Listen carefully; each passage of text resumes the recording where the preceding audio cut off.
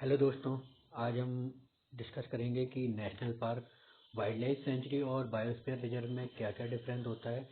इन topic से related student के mind में बहुत सारे कन्फ्यूजन होते हैं। आज हम उन सारे कन्फ्यूजन को क्लियर करने का ट्राई करेंगे और national park, wild life sanctuary and biosphere reserve को लेके जितने भी आपके डाउट हैं, इस लेक्चर के बाद आपके माइंड में कोई भी डाउट रिमेनिंग नहीं रह जाएगा। तो उससे पहले बात करते हैं प्रोटेक्शन टाइप की। मीन्स नेशनल पार्क में किसको प्रोटेक्ट किया जाता है, वाइल्ड लाइफ सेंचुरी में किसको प्रोटेक्शन प्रोवाइड की जाती है एंड बायोस्फीयर रिजर्व में किसको प्रोटेक्शन की प्रोवाइड की जाती है, इसके बारे में हम डिस्कस करेंगे। तो इनको सबसे लर्न करने का सबसे बेस्ट तरीका क्या है कि आप एक पर्टिकुलर नेशनल पार्क का एग्जाम्पल ले लीजिए, जिससे आपको इजीली समझ में आए कि नेशनल पार्क क्या होता है। Mainly maximum time national park को किस लिए क्रिएट किया जाता है कि पर्टिकुलर एनिमल के कंजर्वेशन के लिए नेशनल पार्क क्रिएट किया जाता है। तो इसके एग्जाम्पल को हम ले सकते हैं किस तरह से, जैसे हम काजीरंगा नेशनल पार्क का एग्जाम्पल लें तो काजीरंगा नेशनल किसके लिए फेमस है? काजीरंगा नेशनल पार्क फेमस है हमारा वन हॉर्न राइनो के लिए। तो क्या है कि protection of the wild life.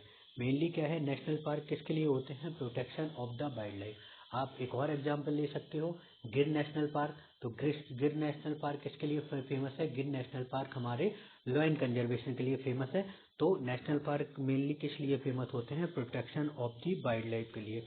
Next का बात करें वाइल्ड लाइफ सेंचुरी के लिए। वाइल्ड लाइफ सेंचुरी किसके लिए होती है? Wild life sanctuary reserve for the species oriented plant और एनिमल। तो मेनली क्या होता है, वाइल्ड लाइफ सेंचुरी प्लांट और एनिमल की स्पेसीज को कंजर्व करने के लिए यूज किया जाता है। और नेशनल पार्क में हमने क्या देखा था? नेशनल पार्क मेनली यूज किया जाता है एनिमल को प्रोटेक्ट करने के लिए। नेक्स्ट अगर हम बायोस्फीयर रिजर्व की बात करेंगे तो बायोस्फीयर रिजर्व मेनली किस लिए यूज किया जाता है? Mainly all form of life.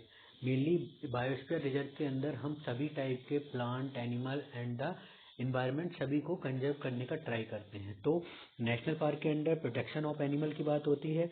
Wild life sanctuary के अंदर क्या हुआ? प्लांट और एनिमल दोनों की बात होती है। और बायोस्फीयर रिजर्व के अंदर हम प्लांट एनिमल के साथ साथ इकोसिस्टम को भी कंजर्व करने का ट्राई करते हैं। नेक्स्ट बात करते हैं लेजिस्लेशन की। मीन्स किस एक्ट के under particular national park, wild life sanctuary and biosphere reserve को क्रिएट किया गया, इसके बारे में डिस्कस करेंगे। तो सबसे पहले हम देखते हैं कि नेशनल पार्क को किसके अंडर बनाया गया। नेशनल पार्क का क्रिएशन किया जाता है under the wild life protection act 1972। और वाइल्ड लाइफ प्रोटेक्शन एक्ट 1972 के अंडर ही नेशनल पार्क के लिए रूल और रेगुलेशन को मेंशन किया गया है। सेकंड है वाइल्ड लाइफ सेंचुरी का क्रिएशन किसके अंडर किया गया।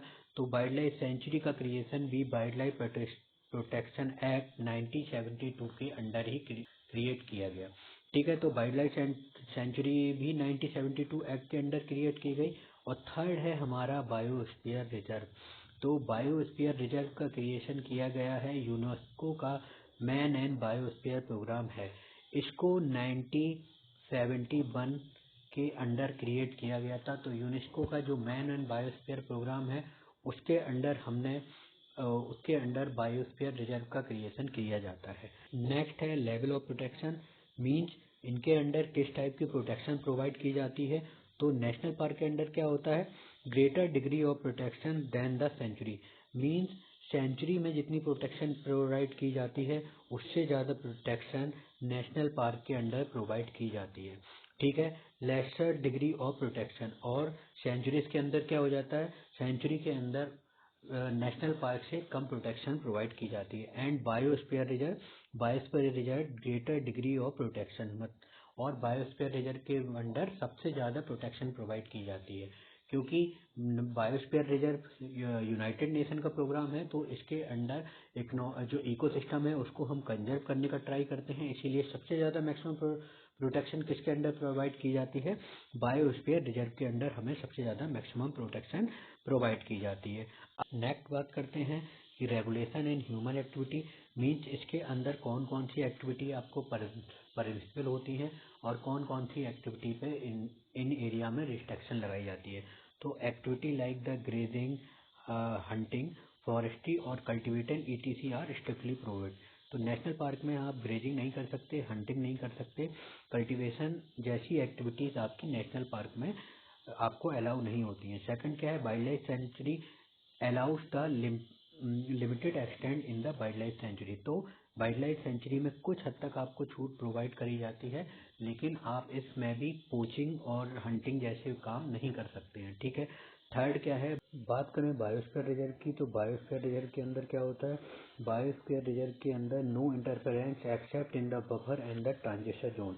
मीन्स आप बफर और ट्रांजिशन जोन में तो एक्टिविटीज़ परमिसिबल होती हैं, लेकिन जो कोर जोन होता है बायोस्फीयर रिजर्व के अंडर, जो कोर जोन होता है उस मैक्सिमम एक्टिविटी कम्प्लीटली रिस्ट्रिक्ट करके रखी जाती हैं। तो बफर और ट्रांजिट जोन में कुछ एक्टिविटी परमिसिबल होती हैं, लेकिन जो कोर जोन होता है उसमें मैक्सिमम एक्टिविटी कम्प्लीटली रिस्ट्रिक्टेड होती हैं। बात करते हैं नेक्स्ट बाउंड्रीज के बारे में। तो बाउंड्रीज के बारे में तो नेशनल पार्क के लिए बात करें तो क्लियरली डिलिमिनेटेड बाय द लेजिस्लेशन। तो जो नेशनल पार्क की बाउंड्री है वो लेजिस्लेशन द्वारा कम्प्लीटली डिमार्क की जाती है, डिसाइड की जाती है। मीन्स नेशनल पार्क की बाउंड्री फिक्स होती है और उसे लेजिस्लेशन द्वारा फिक्स की जाती है। Wild life sanctuary not sacrosanct. Means wild life sanctuary की कोई भी बाउंड्री फिक्स नहीं होती है कि वाइल्ड लाइफ सेंचुरी इन पर्टिकुलर जगह तक ही लिमिटेड रहेगी। और biosphere reserve clearly delineated by the legislation. Means biosphere reserve की भी बाउंड्री डिसाइड की जाती है और नेशनल पार्क की बाउंड्री भी लेजिस्लेशन के द्वारा डिसाइड की जाती है, लेकिन वाइल्ड लाइफ सेंचुरी के लिए ऐसा कोई भी रूल नहीं है। वाइल्ड लाइफ सेंचुरी की बाउंड्री किसी भी लेजिस्लेशन के द्वारा डिसाइड नहीं की जाती है। ओके, नेक्स्ट बात करते हैं अपग्रेडेशन एंड डाउनग्रेडेशन की। तो क्या इनकी पोजीशन को अपग्रेड किया जा सकता है, यानी कि नेशनल पार्क को वाइल्ड लाइफ सेंचुरी का स्टेटस मिल सकता है या वाइल्ड लाइफ सेंचुरी को बायोस्फीयर रिजर्व का स्टेटस मिल सकता है, एक दूसरे को स्टेटस को चेंज किया जा सकता है या नहीं किया जा सकता है, इसके बारे में डिस्कस करेंगे। नेशनल पार्क के केस में क्या है, cannot be downgraded to the wild life sanctuary. Means अगर एक बार किसी भी पर्टिकुलर एरिया को नेशनल पार्क का स्टेटस मिलता है तो उसके जो उसका स्टेटस है उसको कभी भी डाउनग्रेड नहीं किया जा सकता। मीन्स उसके स्टेटस को कभी भी कम नहीं किया जा सकता, उसके स्टेटस को अपग्रेड किया जा सकता है, लेकिन उसे कंप्लीट डाउनग्रेड करके वाइल्ड लाइफ सेंचुरी के स्टेटस में कभी भी चेंज नहीं किया जा सकता। Can be upgraded to the wildlife to be a wild life sanctuary. तो जो वाइल्ड लाइफ सेंचुरी का स्टेटस है उसको अपग्रेड करके हम अदर नेशनल पार्क या बायोस्फीयर रिजर्व की फॉर्म में चेंज कर सकते हैं, लेकिन नेशनल पार्क के साथ ऐसी कंडीशन नहीं है। नेशनल पार्क के केस में क्या है, इसके स्टेटस को हम कभी भी डाउनग्रेड नहीं कर सकते हैं। नेक्स्ट बात करते हैं man in biosphere reserve. Biosphere reserve के बारे में बात करेंगे तो national park and the wild life sanctuary में भी become a part of biosphere reserve. तो नेशनल पार्क होते हैं और जो वाइल्ड लाइफ सेंचुरी है वो बायोस्फीयर रिजर्व के पार्ट बन सकते हैं, ठीक है। लेकिन जो बायोस्फीयर रिजर्व है वो डाउनग्रेड होके नेशनल पार्क या वाइल्ड लाइफ सेंचुरी नहीं बन सकता है, ठीक है। तो मेनली क्या है कि जो बायोस्फीयर रिजर्व है उसके अंदर बायोस्फीयर रिजर्व के अंदर बहुत सारे नेशनल पार्क और वाइल्ड लाइफ सेंचुरी आ सकती हैं, लेकिन बायोस्फीयर रिजर्व के स्टेटस को हम डाउनग्रेड नहीं कर सकते हैं। नेक्स्ट बात करते हैं IUCN स्टेटस के बारे में। तो IUCN स्टेटस, तो नेशनल पार्क को कैटेगरी सेकंड की प्रोटेक्शन प्रोवाइड करी गई है।